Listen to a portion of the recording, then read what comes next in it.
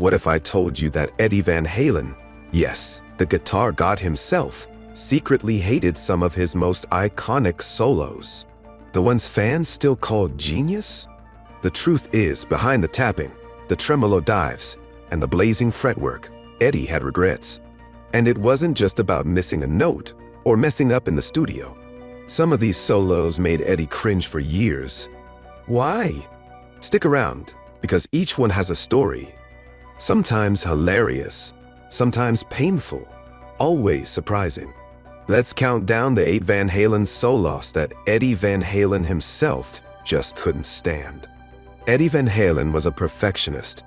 As much as fans worshipped his playing, Eddie often found flaws in his own performances that no one else could hear. And that internal critic followed him from the studio to the stage. Solo 1, Jump, live versions. Eddie's synthesizer-fueled anthem Jump was a worldwide hit in 1984, but it was also the song that made him feel boxed in. Fans came for the synth hook, but Eddie was a guitarist at heart. Every time he played the guitar solo live, he felt it didn't match the vibe of the track.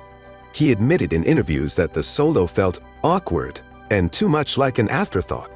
It wasn't even supposed to be a guitar song. So when he had to play a solo over that bright synth backdrop, he often improvised something different every night, but never felt satisfied. He once said, "There's no room for guitar to breathe in that track. I did what I could." And even what he caught wasn't something he liked hearing back. Solo 2, Dreams. From the 5150 album, Dreams is a favorite of Sammy Hagar era fans. But the solo, though soaring and technically flawless, left Eddie cold. Why? Because it wasn't raw enough. Eddie felt the polished, ultra-clean tone was too sterile. He later said, "It was one of those solos I did because it had to be there, but it never had soul." He tried re-recording it multiple times, but couldn't escape the feeling that it was too studio-safe. His real issue? He felt he was playing it for the label, not for himself. Solo 3, Finish What You Started. Now this one really bugged him. The song itself was already a stylistic stretch, more country funk than hard rock. Eddie played it on a Fender Strat, trying to match the looser vibe. But he always cringed at the final solo, which he described as limp tortille. "I wanted it to swing. It just ended up sounding half-baked." He even asked the producer if he could redo it after the album was already being mastered. That's how much he disliked it. Solo 4, Top of the World. Built from a riff that originally appeared at the end of Jump, Top of the World had high expectations. But Eddie always felt the solo lacked direction. He laid it down in a single take and regretted it immediately. "I rushed it. I thought we'd redo it later. But then it was like, nope, it's done." I was like, what? For years, he would tweak that solo during live performances, adding licks and bends just to make peace with it. By the end of this chapter, a theme is already forming. Eddie's biggest enemy was often his own perfectionism. He could write a solo that blew minds and still feel like it wasn't good enough. But in the studio, things got even messier. Eddie Van Halen wasn't just a guitarist, he was a studio wizard. But that didn't mean every session was a win. Some solos he recorded under pressure, others while battling burnout or substance struggles. And a few made him question if he should have even picked up a guitar that day. Solo 5, When It's Love. This power ballad from OW 812 was meant to be heartfelt, but Eddie always felt like the solo didn't hit the emotional target.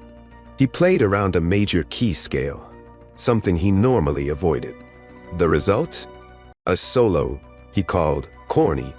It's like Hallmark meets harmonics.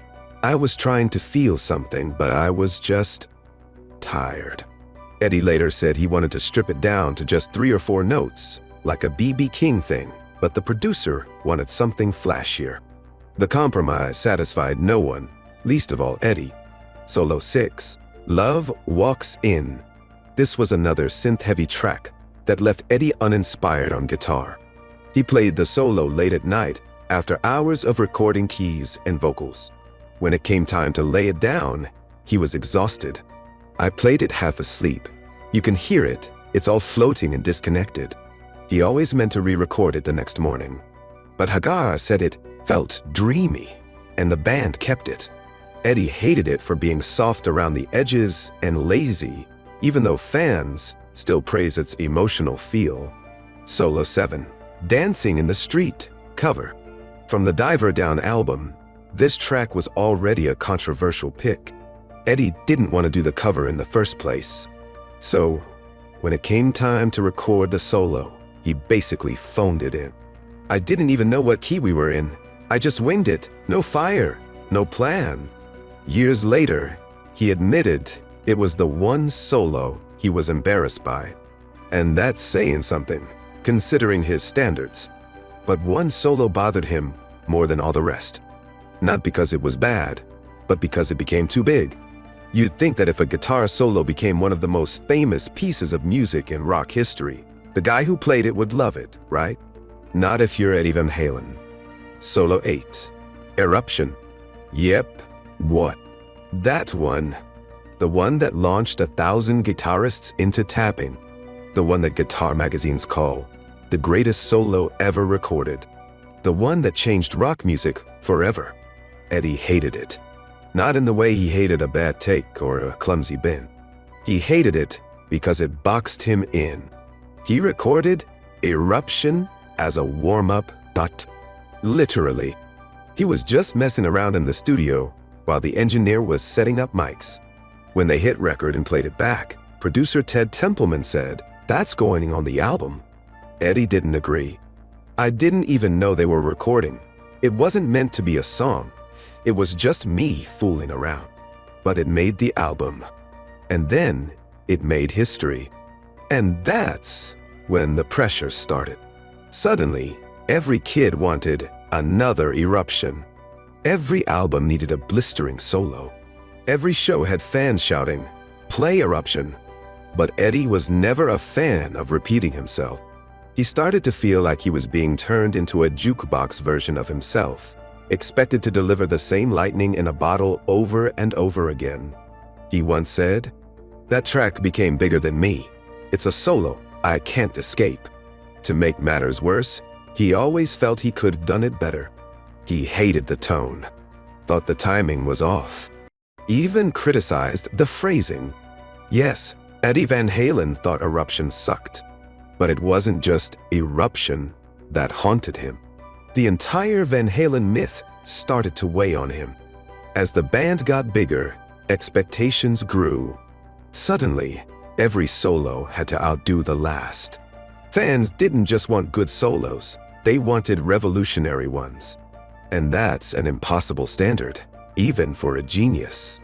In the late 80s and early 90s, Eddie started pulling back. His solos got shorter, more melodic. Sometimes he didn't even include one at all. He said in a 1995 interview, "I don't play solos just to show off anymore. I've done that. I want to play what fits the song." But fans didn't always understand. Some accused him of losing his edge. Others said he'd gone soft. The truth, Eddie had evolved. But the world wouldn't let him forget Eruption. So what can we learn from the 8 solos Eddie Van Halen hated?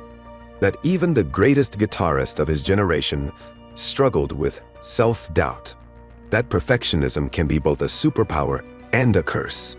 And that fame doesn't silence your inner critic, it just turns up the volume. Eddie wasn't trying to impress anyone. He didn't care about guitar magazine polls or YouTube rankings. He cared about the feel, the fire, the soul of the music. If it wasn't honest, he didn't want it. And maybe that's what made him truly great. Not the solos he loved, but the ones he didn't. Because every time he cringed at a take or tossed out a riff, he was chasing something better, something real. So next time you hear one of those iconic solos, just remember, Eddie Van Halen might hated it, but that's exactly why it mattered.